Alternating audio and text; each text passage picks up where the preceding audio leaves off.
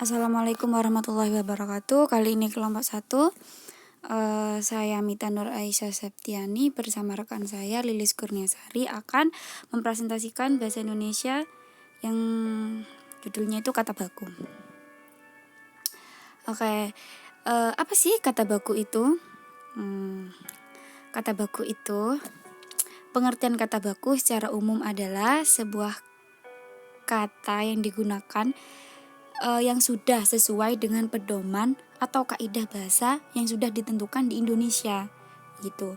Kata baku umumnya sering digunakan untuk kalimat yang resmi, baik itu dalam suatu tulisan maupun dalam sebuah pengungkapan.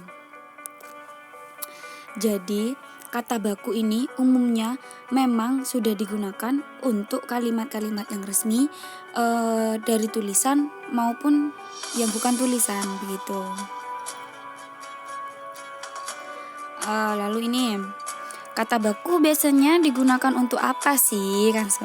Kan sepertinya biasanya ada yang bertanya seperti itu. Oke, kata baku itu biasanya digunakan untuk karya ilmiah gitu. Kenapa kok karya ilmiah itu menggunakan kata baku? Karena kata baku dalam karya ilmiah itu persyaratan gitu. Lalu surat lamaran pekerjaan harus menggunakan kata baku. Lalu dalam surat menyurat juga menggunakan kata baku gitu. Lalu ciri-ciri kata baku memiliki kemantapan dinamis yang berupa kaidah dan aturan yang tetap. Jadi ciri-ciri kata baku ini sudah memiliki kemantapan dinamis yang berkaidah dan aturannya sudah tetap. Di sini baku atau standar berarti tidak dapat berubah setiap saat. Nah, jadi kata baku itu tidak bisa berubah setiap saat karena memang membutuhkan kemantapan yang dinamis begitu. Yang kedua bersifat kecendekiaan. Sifat ini mewujudkan dalam paragraf, kalimat, dan satuan-satuan bahasa lain yang mengungkapkan penalaran dan pemikiran yang teratur, logis, dan masuk akal gitu. Yang terakhir, keseragaman di sini istilah baku dimaknai sebagai memiliki kaidah yang seragam. Proses penyeragaman bertujuan menyeragamkan kaidah, bukan menyeragamkan ragam bahasa, laras bahasa, atau variasi bahasa. Begitu. Lalu di sini ada juga ciri-ciri bahasa Indonesia yang baku. Di sini ada baik secara lisan maupun tulisan. Jadi bahasa Indonesia yang baku itu baik secara lisan maupun tulisan gitu. Makanya kata baku itu digunakan untuk menulis karya ilmiah gitu. Terus kata baku ini juga biasanya digunakan untuk berbicara dengan orang-orang yang terhormat begitu. Lalu bahasa Indonesia baku biasanya digunakan dalam situasi resmi seperti surat menyurat, tadi kan makalah, terus surat lamaran kayak gitu. Terus yang ketiga digunakan dalam penulisan karya ilmiah. Yang keempat digunakan saat menyampaikan pidato kenegaraan. Itu harus menggunakan kata baku gitu. Lalu digunakan dengan orang-orang yang terhormat yang tadi. Lalu analisis kesalahan penggunaan bahasa baku dalam pembuatan karya ilmiah. Yang pertama yaitu bagaimana membuat alenia yang efektif. Nah ini pada dasarnya menulis alenia yang efektif itu merupakan syarat dalam penulisan karya ilmiah. Nah dan perlu dikuasai cara menulis alenia yang efektif ini dengan tujuan bisa mengembangkan kemampuan menulis alenia yang efektif. Pada hakikatnya juga alenia ini sekelompok kalimat yang membahas ide pokok dan harus memiliki hubungan yang logis, dan pokok yang tidak logis harus dihilangkan dari alenia.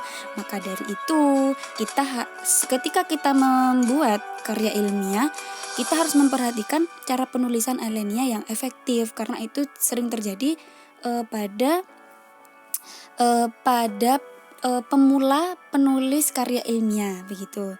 Yang kedua ini bagaimana membuat tulisan yang mudah dipahami. Tujuan dari apa sih tujuan dari sebuah karya yang kita hasilkan?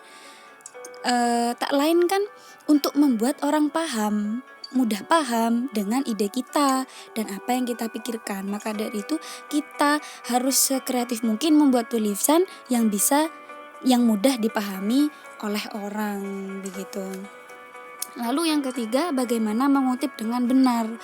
Dalam sebuah karya seringkali digunakan kutipan-kutipan untuk mendukung atau menjelaskan atau menegaskan ide-ide tertentu. Dan ini adalah hal yang wajar. Memang wajar kita itu harus mencari kutipan-kutipan seperti itu. Agar karya kita itu lebih jelas saja begitu kan. Tapi bukan berarti semua isi karya kita adalah kutipan-kutipan saja. Dan jika isinya hanya kutipan saja, maka kesan karya kita hanya koleksi kutipan saja dong. Begitu kan? Kalau berisi tentang kutipan saja, seperti koleksi kutipan tanpa ide-ide kita sendiri gitu kan. Kan tujuan menulis karya ilmiah itu memaparkan ide kita, pokok pikiran kita. Jadi begitu. Yang terakhir yaitu bagaimana menuliskan referensi dengan benar. Penulisan referensi harus benar dalam penulisan karya tulis. Seperti halnya dengan penulisan daftar pusaka. Dalam menulis daftar pusaka ada unsur-unsurnya loh. Yang pertama, ini harus kita perhatikan dalam menulis karya ilmiah itu ada unsur-unsurnya juga. Dalam penulisan referensi menulis daftar pusaka itu ada unsur-unsurnya. Yang pertama yaitu nama pengarang itu ditulis dengan nama urutan, nama depan, nama belakang tanpa gelar akademik begitu. Yang kedua, bila pengarang ada 2, nama yang dibalikkan urutannya hanya nama pengarang pertama. Contoh nih misalkan saya pengarang pertama Mita Aisyah misalkan ya, nama saya Mita Aisyah dan pengarang kedua Lili Faiza. Jadi yang ditulis di referensi itu, yang ditulis di daftar pusaka itu Aisyah Mita karena saya pengarang pertama jadi dibalik dan Lili Faiza begitu. Lalu yang ketiga, jika pengarang banyak atau lebih dari 2, maka nama pengarang pertama yang ditulis diikuti oleh dan kawan-kawan atau DKK atau dan lain-lain atau DLL begitu. Yang terakhir, jika tidak ada pengarang, maka nama lembaga lah yang ditulis bila keduanya tidak ada. Begitu. Jika tidak ada pengarang, maka nama lembaga yang ditulis. Apabila tidak ada keduanya, maka ditulis tanpa pengarang gitu. Mungkin cukup sekian penjelasan dari saya. Jika ada yang dipertanyakan, bisa dipertanyakan dan bisa dibantu oleh ustazah gitu. Cukup sekian. Wassalamualaikum warahmatullahi wabarakatuh. Terima kasih.